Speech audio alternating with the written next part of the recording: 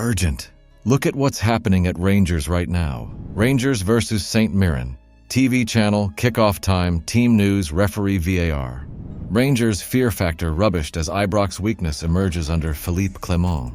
John Gilligan's stance on Philippe Clement's sack shared amid Rangers exit speculation. Giannis Hadji tipped for Rangers exit as transfer prediction sees Jose Mourinho fan claim. Billy Walker makes Rangers investment admission as Ibrox terms mooted. The latest and biggest Rangers news right here. Activate the notification bell and let's go. Right then, Rangers are back in action at Rangers this Sunday against St. Mirren, looking to build on that brilliant European win over FCSB. Honestly, what a mixed bag it's been. 1 minute we're getting humbled by Kilmarnock. The next we're dismantling some Romanian giants. The question is, which version of Rangers are we going to get this weekend? Philippe Clement needs the lads on point because we're already trailing 6 points behind Aberdeen and, whisper it, Celtic. Can't be dropping any more points, especially not against a side like St. Mirren, who are having a right nightmare themselves. But, oh joy, they've got that new manager bounce thing going on with Stephen Robinson now in charge. Let's hope that bounce gets flattened right here in Glasgow. Their last outing? A 4-0 hiding from Hearts. Lovely stuff. Let's hope they've still got that wobble in them when they show up.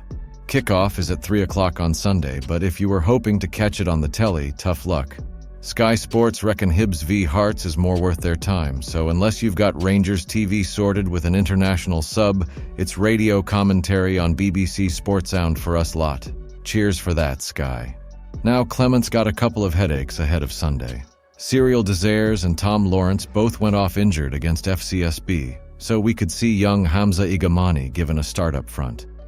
That lad's already drawing comparisons to Alfredo Morelos. Bold talk. But let's see if he's got the bite to back it. If Lawrence isn't fit, Diomande might slot into the number 10 role. He looked sharp on Thursday, setting up Václav Cerny's second. As for St. Mirren, they're without Alex Iacovidi, Richard Taylor, and Kevin Van Veen. Aye, the same Van Veen who was briefly linked with us, but Connor McMenamin should be back in their squad. Let's hope he has a quiet day. Callum Scott's the referee for this one, and he hasn't reffed us yet this season. Just a heads up though, he's got form for red cards, having flashed 2 in his last 3 Premiership games. Greg Aitkins on VAR duty, and let's pray he doesn't fancy getting too involved. Here's one for you. If Clement can't get the job done against St. Mirren and we fall even further behind Celtic, do you reckon he's already on borrowed time at Rangers? Or do we owe him a proper run at this? So Peter Grant reckons Rangers have lost their fear factor, eh? According to him, teams in Scotland now fancy their chances against us in ways they wouldn't have dared before. Back in the day, opponents would show up at Rangers hoping to keep it to a 1-0 or 2-0 loss. But now, Grant's saying they sniff a bit of weakness under Philippe Clement, and they're coming for us like never before. Aye, we're sitting 3rd in the table. That 4-0 win over FCSB in Europe was brilliant, but let's be real. It's the domestic form that needs sorting. And it needs sorting quick. Grant had a dig on Go Radio, saying we don't have players like McCoist, Gascoigne, or Laudrup anymore. You know, those legends that'd always find a way to win, even when we weren't playing well. He reckons teams don't fear us because they don't believe we've got that same kind of magic or clinical touch. And here's the kicker. Apparently, Premiership clubs see the cracks in us now and feel emboldened. Meanwhile, European sides still get a bit rattled at Rangers under the lights, something about the atmosphere and our stature.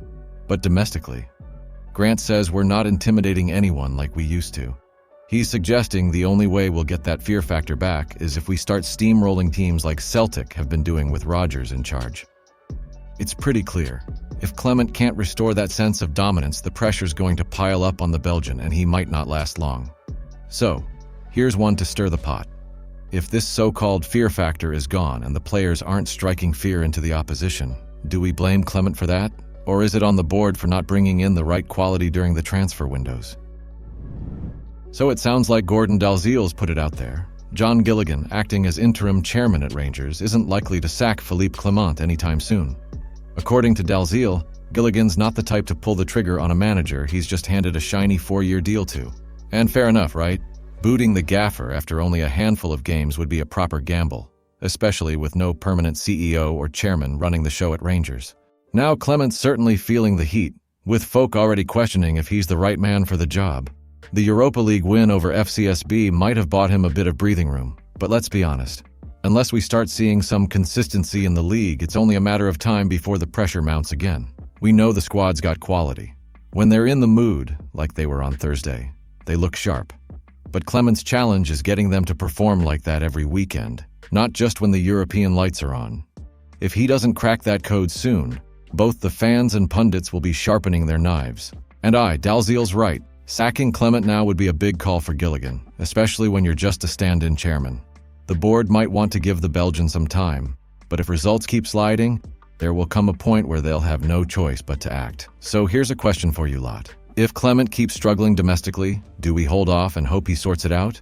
Or should we cut our losses early, even if that means more chaos at the club during a season already on shaky ground? So, Ianis Hadji might be on his way out of Rangers, eh? Not exactly a shocker, given the way things have gone for him recently. His 26th birthday's just passed, and the lad should be hitting his peak. But instead, it's looking like Turkey could be his next stop. Seems the club's focus on their player trading model means it's time to cash in on Hadji and free up some funds for Clement to rebuild properly. Hadji's had a bit of a bumpy road in Europe. Couldn't cut it at Fiorentina, and that loan spell at Alaves last season didn't exactly set the world on fire. The odds of him moving to a top 5 league feel pretty slim, so Turkey's looking like a decent shout. Former Romania manager Dumitru Dumitriu reckons the expectations there will be sky high, not least because folk won't stop comparing him to his dad, Gheorghe Hagi. That's a big pair of boots to fill, isn't it? But here's a spicy bit. Remember back in 2020 when Giovanni Bacali claimed that Jose Mourinho was sniffing around Hagi? Apparently, Mourinho asked about him when he was still at Spurs, and even Man City's sporting director at the time, Chiki Begiristain, was curious. Makes you wonder if the special one still rates him. You'd think if a player's got Mourinho in his corner, that'd mean something. But let's be real. If those clubs didn't snap him up then, it's unlikely they'll come knocking now. Here's one for you. If Rangers let Hagi go and he ends up thriving in Turkey, are we going to look back and regret not using him properly? Or has he had his chance here, and it's time to cut ties and move on? Billy Walker, the master distiller behind Glenallachie and a Rangers supporter of 74 years, has said he'd be up for investing in Rangers, but only if he's got a say in how the club's being run. Fair play to the man. He's not shy about making it clear that if his money's going in, his voice will have to be heard too. Can't say I blame him. After all, what's the point in investing if you're just handing over cash with no influence? The board at Rangers seem open to the idea of outside investment, but it's clear they want someone they can trust, not some random chancer. Walker isn't looking to take full control. He's not interested in being the main man, but he's willing to pitch in as part of a wider effort.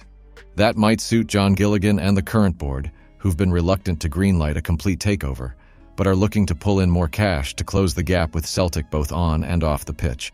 Walker called Gilligan an excellent man who's always answered the call when needed. Sounds like there's a good bit of respect there, which could help smooth any future deal. Still, the real question is whether the board would be willing to hand over even a little control to Walker, who's used to calling the shots in the whiskey business. Walker's interest makes you wonder if Rangers might finally secure some fresh investment soon, but we've been down this road before with other offers fizzling out. This could be just another round of polite conversations that go nowhere, or it could be the start of something big. So here's one for you. If the board aren't willing to give up any meaningful control, are they putting pride before progress? Or do we need to guard against losing the club's soul, even if it means falling further behind Celtic financially?